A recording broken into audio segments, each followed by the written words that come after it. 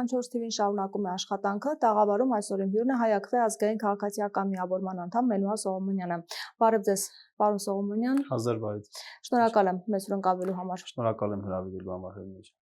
Խոսենք Փաշինյանի հայտարարություններից, որ երեք ազգային ժողովում արեց, նա պատասխանում էր ընդդիմության ըստ էության այն պնդմանը ձեր, որ պարտադիր է, որպեսզի հայ-ադրբեջանական հարաբերություններում երաշխավոր լինի։ Նա ասում է, որ երաշխավոր լինելը արդեն իսկ վտանգավոր է, որովհետև մենք տեսել ենք մինչև մայ երաշխավորներն ինչ են արել, իրենց շահերի համար զոհել են։ Արարատ Միրզոյանն էլ պատասխանեց այդ հարցին, ասում է, որ երաշխավորացավ են կպել, բայց իրականում ասում է, նրանք մեր սիրուն աչքերի համար ոչինչ չեն երաշխավորելու, իրենց շահերի համար են զոհելու։ Ինչ կարևորություն ունի երաշխավորությունը եւ արդյոք դուք այդ վտանգը չեք տեսնում, հաշվի առնելով նախորդ փորձերը։ Ցավով եմ իհարկե նշում, որ մեր խոսակցությունները սկսում ենք Նիկոլ Փաշինյանի հայտարարություններով, որովհետեւ փաստացի դեռ կարողանում է իրերի բերումով օրակարգ թելադրել։ Դե արձագանքում էր ձեզ։ Թելադրել, այո։ Հայ-ադրբեջանական հարաբերություններում որպես այդպիսին երաշխավոր, եթե վերցնենք զուտ Հայաստան եւ Ադրբեջան, որպես այդպիսին երաշխավոր կարելի է ասել պետք չէ։ Բայց մենք հասկանում ենք, չէ, Ադրբեջանի հետ Հայաստանի հարաբերությունների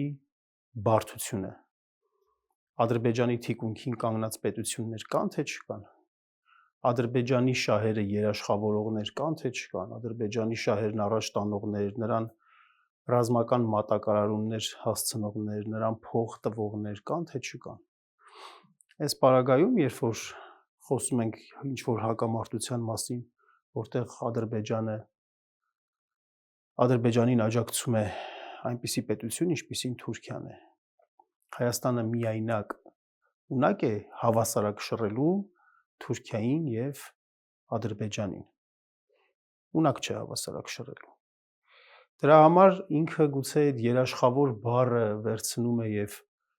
բացասական կոնոտացիայով օգտագործում է, հաշվի առնելով այն հանգամանքը, որ Ռուսաստանի դիրքերը թուլացան եւ հիմա այդպես իրենց ձախորդ քաղաքականության մեղավոր կարգում են ռուսներին, բայց իհարկե թույլատրելիության սահմաններում, էլի այդպես խաղում են իրենք հակառուսական։ Դրանք ասում են ՀԱՊԿ տարել է մեզ սպանդարան։ Այո, դա Լուկաշենկոյի հայտարարությունը օրինակ նայեք։ Դա թույլատրելի հակառուսականությունն է։ Իրենց այդքան Մոսկվայից թույլ տալիս են, որ իրենք այդքան հակառուսական լինեն։ Եթե իրական հակառուսական լինեն, օրինակ Սաակաշվիլիին հիշում եք, կամ հիմա Սանդուն Մոլդովայի։ Նրանք են հակառուսականը իրական, թե Փաշինյանն է իրական հակառուսականը։ Այդպիսի բան ասողը։ Գուցե Փաշինյանը պես փուլարփուլ է ուզում անել, կտրուկ քայլերով չի ուզում անել ժամանակի ընթացքում Ռուսաստանի։ Մոսկվայում խոտ են ուտում, չեն հասկանում։ Սա ինչ է նշանակում է թույլատրում են։ Այս չափ, այսինքն կարելի է այս չափ խոսել։ Կարելի է փորձել այդպես իրեն դիրքավորել որպես հակառուսական։ Բայց եթե այդքան իսկապես ու այդ հակառուսականության իմաստը հետեւյալի մեջ է, որ արդյունքում իրենց ձախողումները, իրենց դավաճանությունը, իրենց տապալումը, Արցախի հանձնումը, այսքան պարտությունները, այսքան կորուստները մարդ են գտնում, կողմ են գտնում, որպեսզի բարթեն նրա վրա։ Ռուսաստանի ուղղությամբ են այսպես ասած։ Դե օրինակ պատերազմի վտանգի մասին են խոսում, հետո հիբրիդային պատերազմի մասին են ասում։ Այո, հիբրիդային պատերազմի։ Հետաքրքիր է, որ երբ խոսում են պատերազմի մասին, չեն ասում պատերազմ ով է անելու։ Ով է անելու, հա, անուն չեն տալիս։ Անուն չեն, կամ որ ասում է գաղութացնում են մեզ։ Ով է գաղութացնում։ Գվատեմալան է մեզ գաղութացնում։ Ռուսաստանն է գաղութացնում։ Եթե ասում ենք Ռուսաստանն է գաղութացնում, ասենք որ Ռուսաստանը գաղութացնում է։ Կամ ինչի օրինակ ասենք այդ պարագայում գնում եք ԱՊՀ-ի շրջանակներում, եթե այդ ԱՊՀ-ն գաղութացման գործիքներից մեկն է։ Եկ գնացեք, ասեք դուրս ենք գալիս ԱՊՀ-ից, որովհետև սա մեր գաղութացման գործիքն է։ Հապկից ինչի չեք դուրս գալիս։ Զազերշկան որտեղ է։ Ինչի հապկից դուրս չեք գալիս։ Եթե հապկը այս քանի տարի ասում ես մեր անվտանգության սպառնալիքն է։ Եթե անվտանգության սպառնալիք է, բայց ժողովուրդը հիմա քեզ չի ասում, ինչի է դա անվտանգության սպառնալիք հապկից չես դուրս գալիս, ասում ես սառեցրել ենք հարաբերությունները։ Քաղաքագիտական տերմին կա, այդպես քաղաքագիտական տերմին կա, սառեցում չկա, չէ՞, տենց կամ մնում ես մեջը, կամ դուրս ես գալիս։ Իրական պատճառը նրանում է, որ ինքը խաղում է պարզապես հակառուսականություն։ Ինքը Հայաստանի սուբյեկտայնության մակարդակը, ինքնիշխանության մակարդակը իջացրել է շրիշակից ներքև, Այն աստիճան, որ ինքը այսօր կախվածության մեջ է եւ Արևմուտքից, եւ Թուրքիայից, եւ նաեւ Մոսկվայից։ Մոսկվայից կախվածությունը ողնաշարը երկրի ողնաշարը գտնվում է դեռևս Մոսկվայի ձեռքին։ Արտահանման առյուծի բաժինը Հայաստանի բաժին է հասնում Ռուսաստանին։ Էներգետիկ անկախություն մենք ունենք, գազը ամբողջապես ներկրվում է Ռուսաստանից էժան գներով։ Գազի դիմաց վճարվում է ռուբլիով։ Միջուկային վառելիքը անմիջապես եւ ամբողջապես ներկրվում է Ռուսաստանից։ Խոշորագույն հարկատու ընկերությունները ռուսական կապիտալով ընկերություններն են։ Եվ այսպես շարունակ կարող են երկար թվարկել։ Սա է հակառուսականությունը, այսինքն ինչի մասին է խոսքը։ Ինչի մի անգամ այդպես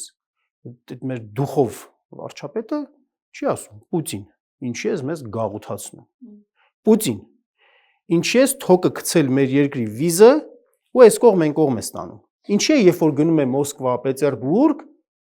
այդպես շատ ասում եմ բարեկամական լավ հարաբերություններ։ Բարեկամական հարաբերությունները, եթե բարեկամական հարաբերությունները, եղբայրական հարաբերությունները, ինչ հիբրիդային պատերազմ է ուրեմն ինչ հիբրիդային պատերազմի մասին է խոսքը։ Ուրեմն նա խաբում է ժողովրդին։ Ես բնականաբար հակված եմ եւ ճիշտը դա է, որ Հայաստանի Հանրապետությունը շատ նորմալ բարեկամական դաշնակցային հարաբերություններ պահպանի Ռուսաստանի հետ, կարողանա աշխատեցնել այդ հարաբերությունները, կարողանա աշխատեցնել։ Եթե դու չես կարողանում այդ հարաբերությունները աշխատեցնել, ուրեմն ժողովրդին մի կերակրիր այդ հակառուսականությամբ։ Եթե հակառուսականությունն է, ուրեմն հակառուսականությունը մինչև վերջ ապացուցի։ Մինչև վերջ ապացուցի։ Կամ կոնկրետ Պուտինին ասա, մի գնա կամ Մոսկվա հրավիրում է, ենթադրենք ԱՊՀ-ից դուրս արի, ՀԱՊԿ-ից դուրս արի, ԵԱՏՄ-ից դուրս արի, վերջո Եվրամիություն մտնելու օրենք եք ընդունել։ Ապուշ մի հատ օրենք եք ընդունել։ Եվրամիություն ընդունելու։ Տեսնում եմ, որ իրենց չեն կանչում, Հայաստանին չեն ուզում ընդունել։ Հա։ Ուղղակի Դե դուրս արի ԵԱՏՄ-ից։ ԵԱՏՄ-ից դուրս արի, ընդդիմադիր ժամանակը ԵԱՏՄ-ից դուրս գալու բան էր, նախաձեռնություն էր ներկայացրել։ ՀԱՊԿ-ին ասում էր հապ, դարձրեցիք Բրյուս Լի, բան։ Հիմա էլ ասում ես անվտանգության սպառնալիքա, դուրս արի, ինչի՞ չես դուրս գալիս։ Այսինքն դու խաբում ես պարզապես այս ժողովրդին, քո ձախողումները գցում ես նախկինների վրա, քո ձախողումները գցում ես ռուսների վրա, բայց ընդհանրական էսպես ասելով։ Քո հետևորդները, քեզ հետևողները հայհոյում են ռուսներին, հա, բայց դու գնում ես ասում ես մենք եղբայրական բարեկամական հարաբերություններ ունենք, ջան-ջիգար, այդպես մի քիչ էլ այդպես խունջիկ-մունջիկ գալով գնում ես այդ հանդիպումների ժամանակ, ֆորումների ժամանակ, ժողովների ժամանակ գնում ես այդպես խունջիկ-մունջիկ գալով խոսում ես։ Դա է բանը, դա է հակառուսականությունը կամ դա է նորմալ դիվանագիտությունը։ Իսկ երբ Փաշինյանը խոսում է այն մասին, որ պատերազմը լինելու շատ ծանր հետևանքներով, ժամկետ է նշում աշուն, ինչ նկատի ունի, օր չի նշել, բայց ասում է, եթե մենք մեծամասնություն չլինենք, ուրեմն շատ ծանր պատերազմ է լինելու։ Իրենք չեն ներկայացնում, թե ինչ փաստեր ունեն այդ մասով, արտաքին հետախուզություն այդ մասին ոչինչ չի ասում, բայց ասում են, երբ որ դուք ընդդիմության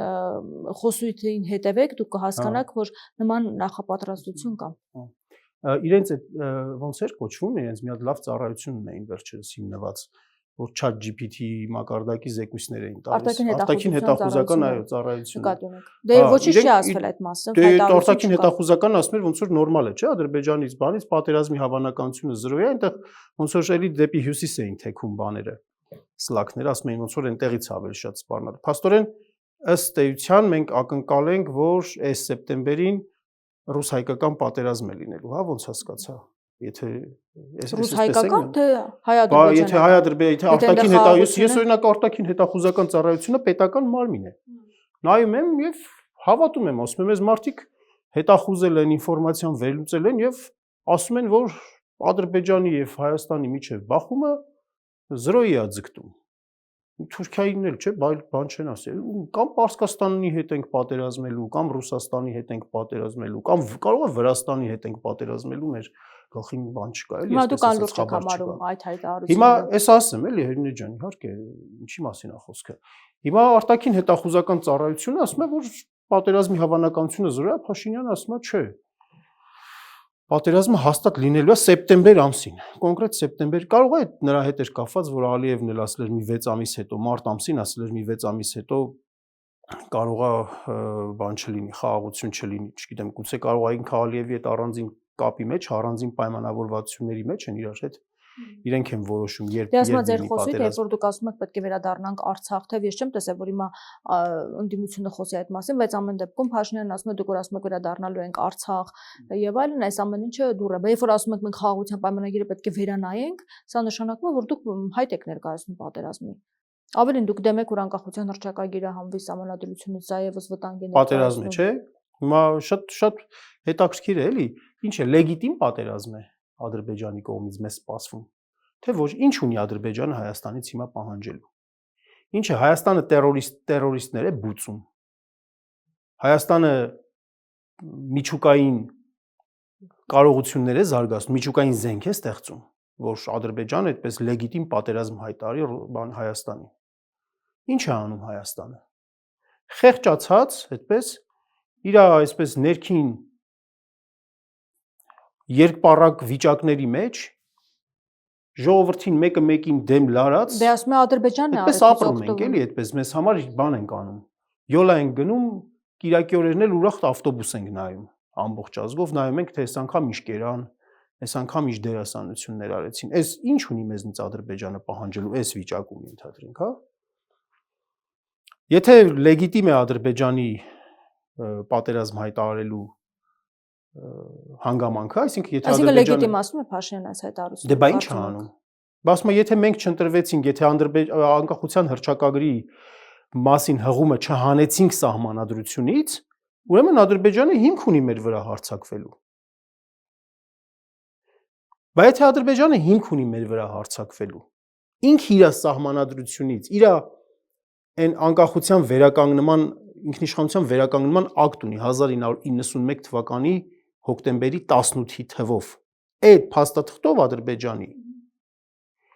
իրեն համարում է իրավահաջորդը 1918-20 թվականների Ադրբեջանի եւ այդ ուժով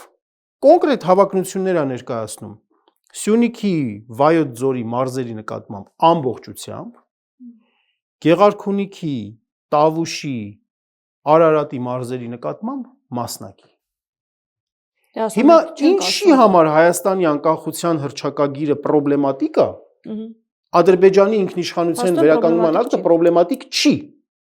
Իդեպ իրենք ասում են երկկողմանի պետք է լինի, Ալեն Սիմոնյանն է ասել դա ազգային ժողովում, եւ վերջին ճեպազրույցի ժամանակ ասաց, որ հիմա մենք այդ պահանջը չենք ներկայացնում։ Բա հիմա ինչի մենք պետք է առաջինը դա անենք։ Մենք ասում ենք ինչի զուգահեռ չենք անում։ Իրենք չեն ասել։ Մենք ենք որոշել, իրենք չեն ասել, բա ինչի ենք մենք որոշել։ Ես ինձ մոտ հարց է առաջանում։ Ինձ մոտ որպես քաղաքացի փաստորեն պատրաստ չէ սահմանադրությունը։ Այսինքն ամեն ինչը տեղի ունենում ուժի զորով։ Ամեն ինչը տեղի ունենում ուժի զորով։ Ճիշտ է։ Ուժի զորով է տեղի ունենում։ Շատ լավ։ Երեք մեր սպարապետ Սուրեն Պապիկյանը հայտարարություն արեց։ Ասեց, որ միայն իր սպարապետության շրջանում 5-4 անգամ ավելի սպառազինություն է ձեռք բերել Հայաստանը, քան երկու նախագահների Սերժ Սարգսյանի եւ Ռոբերտ Քոչարյանի 20 տարիների ընթացքում։ Բայց եթե այդքան ուժեղացել ենք մենք, այդքան հզորացել ենք, ինչի ենք այդպես վախենում Ալիևի երկաթե բռունցքից։ Ինչի ենք նրանց փշտացնելուց այդպես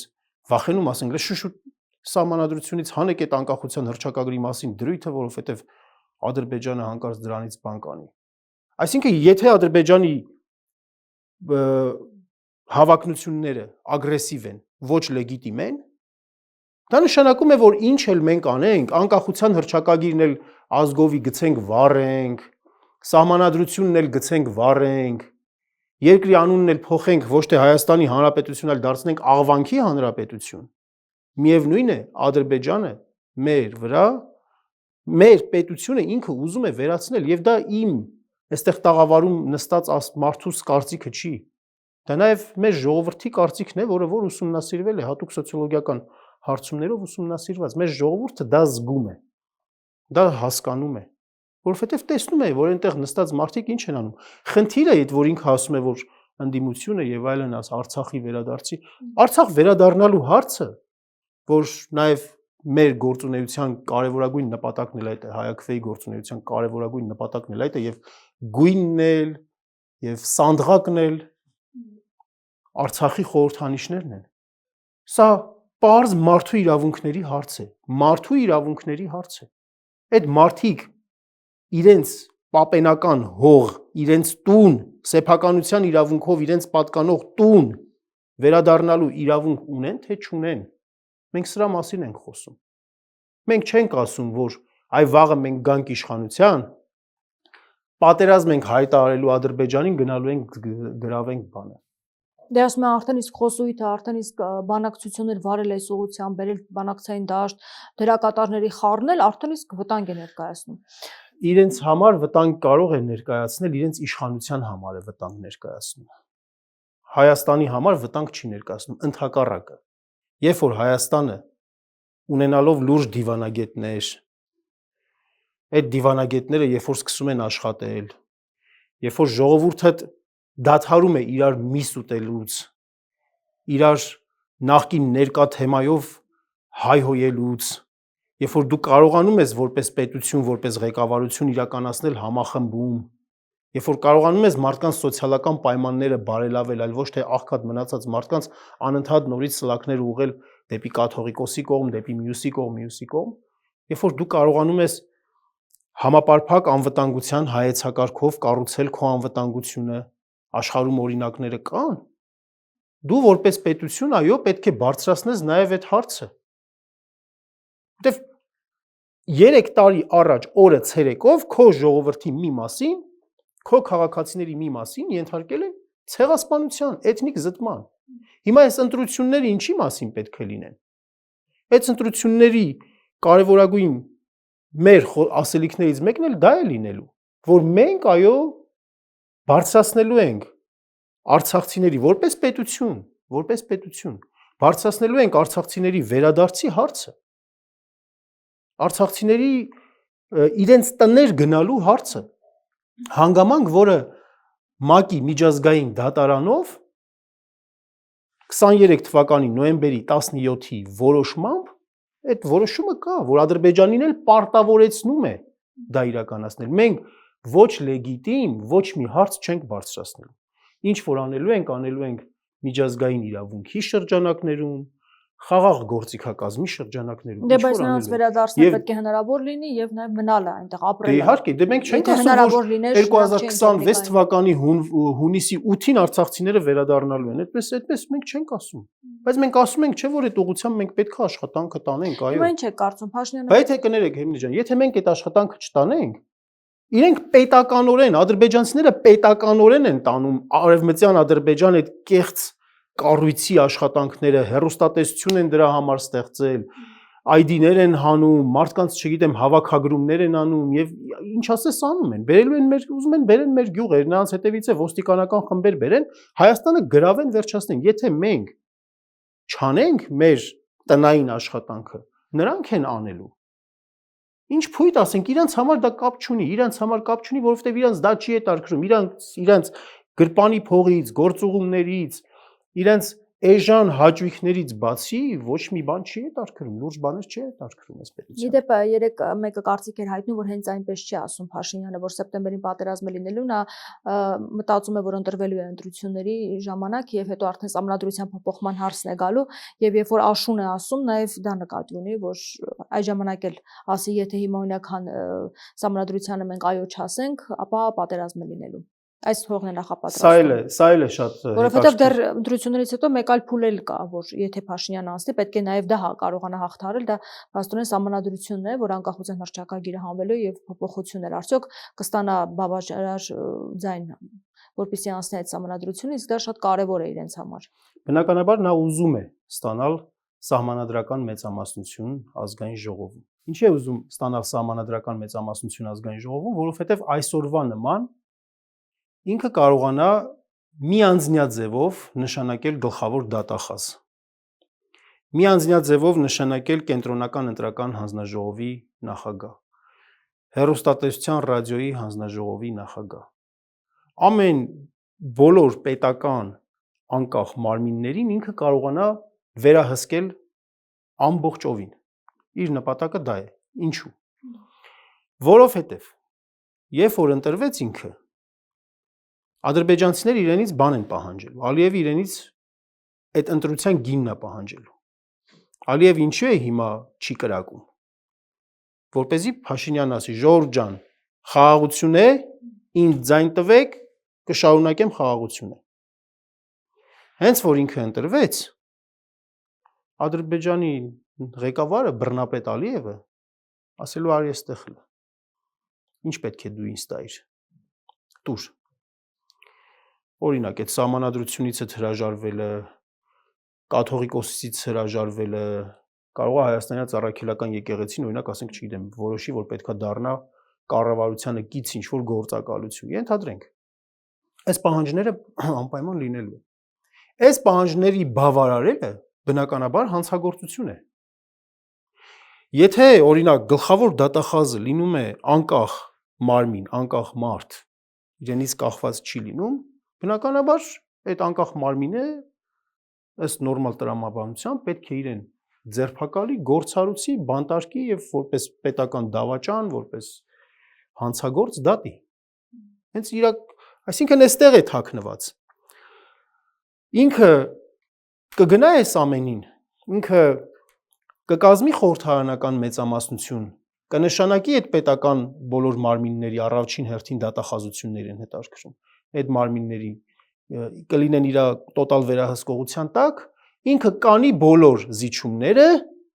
որի արդյունքում այսպես կոչված պատերազմ չի լինի։ Բայց այսինքն Ադրբեջանը բոլոր զիջումները կշարունակի ստանալ եւ տարածքներ կլինեն, եւ սահմանադրությունից անկախության հռչակագիրը հանելը կլինի, անկախության հռչակագիրը։ Դա հռչակագիրը չեն անում, էլի փոփոխություններ անում։ Հայաստանյան Առաքելական Սուրբ եկեղեցու բացառիկ կարգավիճակը կվերացնի հայ ժողովրդի ինքնության, հայ ժողովրդի որպես սոցիալական կոնստրուկտի հիմնասյուները կփլուզվեն։ Հաջորդ քայլն էլ կլինի բանակի վերացումը, հաջորդ քայլն էլ կլինի Հիմա դուք ինչ ասես կարող է լինել։ Փաշինյանը օրինակ ինչպես ինքն է կարծում, ասում է, որ նշաձող եմ դրել 65% պետք է մենք ստանանք եւ միշտ շեշտում է, որ շատ կարեւոր է, որ իրենք մեծամասնություն լինեն։ Ինչ իրավիճակ կլինի եւ ունի ինքը արդյոք այդ անհանգստությունները։ Ինքը անհանգստանում է, ինքը չի կարող բնականաբար։ Արտակոս ցույց է տալիս, որ հաստատ իրենք ընտրվելու են։ Հիմա մեծամասնություն պետք է կազմեն այդ խնդիրը դրված, բայց արդյոք իսկապես այդքան վստահ են իրենց վրա։ Չէ, իհարկե վստահ չեն։ Իհարկե վստահ չեն։ Ինչից է այդպես ենթադրում։ Ամենօրյա իրենց այսպիսի ցայտնոտային աշխատանքից ու այն ամեն ինչից, ինչը որ հիմա իրենք անում են, փորձում են, քանի որ ժողովուրդը իրենց ռացիոնալ, այսպես ասած, քայլերին այլևս չի վստահում, իրենք փորձում են իրենց էլեկտորատը պահպանել իրացիոնալ քայլերով, այսինքն զուտ իրենց դիրքավորվել որպես ժողովրդական մարդ, դրա համար այդպես փողոցներն ընկած, բան, այդպես շատ ժամանակ դիմում է բարբարախոսության, այդպես ինտոնացիան փոխելով, այդպես ամեն ինչը ուտելու բանի հետ կապված, ինչ որ ցույց տա, որ ժողովրդական վիճակների մեջ են, քարոզարշավ է անում այս ընթացքում, քարոզարշավ է անում, դա արտաքին ֆոնն է։ Ներքին առումով ամբողջ պետական համակարգը, մարզպետարաններով, նախարարություններով, պոակներով լծված աշխատում են եւ որևէ մի ընդդիմադիր վիճակ, ընդդիմադիրի ընտանիքի անդամ եւ այլն այդպիսի բոլոր վիճակները չեզոքացնում են, ստեղծում են նկատի ունեք այցերի ժամանակ, երբ որ գնում է Փաշինյանը։ Ոչ միայն առհասարակ եմ ասում։ Վախի մթնոլորտ, ահա որ մեծ վախի մթնոլորտ, որ մարդիկ, ովքեր որ ինչ-որ պետական պաշտոններ են զբաղեցնում, ռազմական պաշտոններ են զբաղեցնում եւ այլն,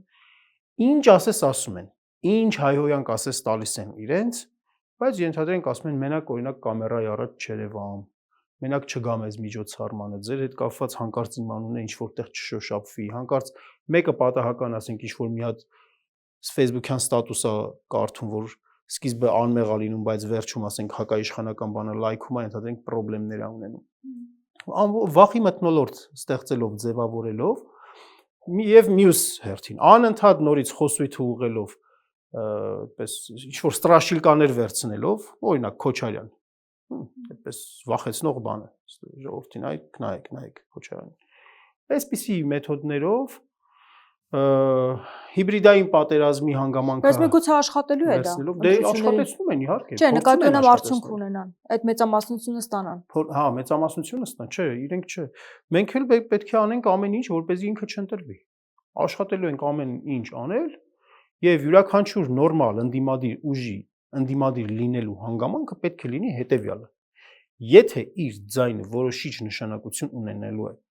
Փաշինյանին իշխանաձգելու հարցում, ապա պետք է այդ ձայնը օգտագործի, գործածի։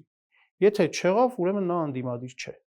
Այս սկզբունքով պետք է առաջնորդվենք։ Այսինքն միավորվեն ընդդիմությունը վերջում։ Ինչ ֆորմատ էլ որ կլինի, առաջին հերթին Փաշինյանին իշխանաձգելը լինի։ Իհարկե, ցանկալին ազգային մեծամասնության կառավարության ձևավորումն է ժողովրդին, որպեսի ամենաառաջնահերթ խնդիրը ես նորից եմ ասում, մեր այնքան ոչ այնքան արտաքին քաղաքականության ինչ որ կոնկրետ խնդրի հետ կապված է կամ սոցիալական քաղաքականության, առաջին հերթին ներքին թշնամանքի ատելության մթնոլորտի վերացումն է, որ մարդը մարդուն գայլ է դարձել այսօր։ Մարդիկ իրար ատում են, ընտանիքներ են քանդվում, բարեկամություններ են քանդվում։ Սա պետք է կարողանանք վերացնել, որպեսզի մեր իմունիտետ ներքին ունենանք, մեր իմունիտետը այսօր 0-ի։ Իսկ այն այցելությունները, որ նա իրականացնում է մարզերում, ինչ որ մենք իհարկե տեսնում ենք եթերում, կամ առասարակ դուք էլ շփվելով մարդկանց հետ, ինչ եք կարծում, այն որ 21 թվականին կար այդ նույն ողջույնները, ողջավորվածությունը կա մարդկանց մոտ եւ հիմա փաստորեն եթե այդպես է, ինչպես է նա մեծամասնություն կազմելու։ Ոչ, անկեղծորեն եմ ասում, ոչ։ Իսկապես եմ ասում, որովհետեւ ինքս էլ եմ գնում մարդկանց հետ խոսում։ Մարդկանց հետ խոսում եմ։ Ես չեմ ասում, որ ինքը աջակիցներ չունի, չէ, ունի։ Մարզերում ունի աջակիցներ։ Գյուղական բնակավայրերում, հատկապես Հայաստանի պես կենտրոնական շրջանների գյուղական բնակավայրերում, որտեղ որ մարդիկ ֆիզիկապես ավելի հեռու են զգում սահմանը պատերազմի վտանգը, ավելի շատ այնտեղ կա աջակցություն տարբեր հանգամանքներից ելնելով։ Տեղեկատվական, քարոզչական նպատակաուղղված գործունեության արդյունքում։ Այսինքն աջակիցներ դե այո, կան, բայց մեծամասնություն չի կազմում։ Չէ։ Ահա որ շատ տրամադրություններ են փոխված։ Շատ մեծ են տրամադրությունները փոխված։ Հիմա իրենք փորձում են այդպես դրա համար ավելի շատ ապավինել իրենց այս դերասանություններից բացի, որ անում են ժողովրդական Երևանում հետ կապված։ Նաև ապավինում են տարբեր տիպի լծակներին։ Մանկապարտեզի տնօրեն են նշանակում, ուրեմն դա պարտավորությունն է քեզ համար բանանում, առաջացնում, պետք է ձայներ ապահովես։ Հիմա այսպես տոտալ պետական մարմինների ղեկավարների այդպես գործի լծված իրականացնում են այդպես ներքին չերևացող քարոզարշավ։ Բայց ամեն դեպքում Փաշինյանը դուք էլ նշեցիք, որ օրակարգ է թելադրում։ Ընդդիմությունը ինչու չի կարողանում այդ օրակարգը թելադրել։ Եվ չի ստանում այն մեծ արձագանքը, որ պետք է ստանա, որովհետև Փաշինյանը չի վախենում նույնիսկ քննադատությունից։ Երբ որ քննադատում են նրան, նա դա օգտագործում է իր օգտին, փաստորեն։ Ընդդիմությունը այս դեպքում ինչու չի կարողանում դա անել։ Դժվար է, դժվար է օրակարգ թելադրելը, դժվար է նաև ձեր հարցը։ Մենք օրինակ փորձեցինք, այդպիսի երկու հաջողված բաներ արեցինք։ Հենց ստորագրահավաքը օրակարգի թելադրում էր, որին նրանք արձագանքեցին։ Մեր կողմից օրակարգի թելադրում էր նաև կենսաթոշակների հարցը, որ մեթոդիկ կերպով մենք հարցը խոսեցինք, բանարեցինք, իրենք ասում էին հիմարություններ եք ասում, փող չկա եւ այլն, բայց հետո եկան եւ թոշակները բարձրացրեցին։ Մենք արեցինք դա։ Բավարար է դա, ոչ, բավարար չէ։ Այդ ինչուն մի գործոնով չի պայմանավորված, մի քանի գործոններով է պայմանավորված։ Առաջին գործոնը մտածողության հետ է կապված։ Փաշինյան ինքը գերքաղաքական է իր բնույթով, իր էությամբ։ Ինչ չի ասի, օրինակ ընդդիմության շատ առաջնորդների մասին։ Ընդդիմության առաջնորդները ինձ թվում է իրենք դեռևս դուրս չեն եկել բանի վիճակից, այդ իրենց կարգավիճակից էլի, ղեկավարի կարգավիճակից։ Իրենք քաղաքականություն ավելի շատ պատկերացնում են կաբինետում նստած, այդպես ազդեցիկ ղեկավարելով։ Իրենք դեռ շարունակում են պետական իշխանության կրողի դերում մնալ։ Իսկ քաղաքական իշխանությունը լրիվ ուրիշ բան է։ Իսկ Նիկոլ Փաշինյանը իրեն իշխանություն լինելով հանդերձ ընդդիմադիր է։ Իրեն դրսևորում է որպես ընդդիմադիր։ այդպես փողոցում քայլելը, մարդկանց հետ կապի դուրս Նույնիսկ գալը, ոչ թե ընդդիմադիր падգամավոր, այլ լրագրող կարծես։ սուր ձայնով այդպես բանանելը, գոռալով խոսելը, եւ օրինակ ասենք գոռալով խոսելը դա բանին էլի, ուժեղ մարդու բնորոշ բան չի, այդպես ավելի շատ ուժեղ մարդը, որը որ տիրապետում է իրավիճակին, շատ ավելի օրինակ ասենք հանգիստ է իրեն դրսևորում, հա, ինչ մտնում են քաղաքական հոգեբանության բանը, դաշտը։ Ընդդիմության ղեկավարները ավելի շատ փորձում են այդ ձև իրենց դիրքավորեն, որովհետև իրենց շրջապատներում իրենց սովոր են այդպեսին ընկալել։ Իսկ Փաշինյանը օրինակ իրեն դեռևս շարունակում է որպես ընդդիմադիր դիրքավորել։ Դեռևս պայքարող, ինքը պայքարում է, սուրը վերցրած պայքարում է։ Ինքը Դոն Կիխոտի պես պայքարում է ջրաղացների դեմ։ Հիմա Հայաստանի անկախության հռչակագրի դեմ է պայքարում։ Մի պահ դադարեցրել է կաթողիկոսի դեմ պայքարը, որովհետև իրեն էս դիվիդենդներ չի բերում։ Կաթողիկոսի դեմ պայքարը այս պահին ամբողջ ռեսուրսը պետք է կենտրոնացնել իշխանությունների վրա, հա, բարով խերով չայկերտյալ կանցնի եւ հետ կվերադառնա դրան։ Շնորհակալ եմ Ես եմ շնորհակալ։ Զրուցում է Հայ-Ակվե ազգային քաղաքացիական միավորման անդամ Մենուա Սողոմոնյանի հետ։ Շարունակեք մեզ հետևել, կհանդիպենք։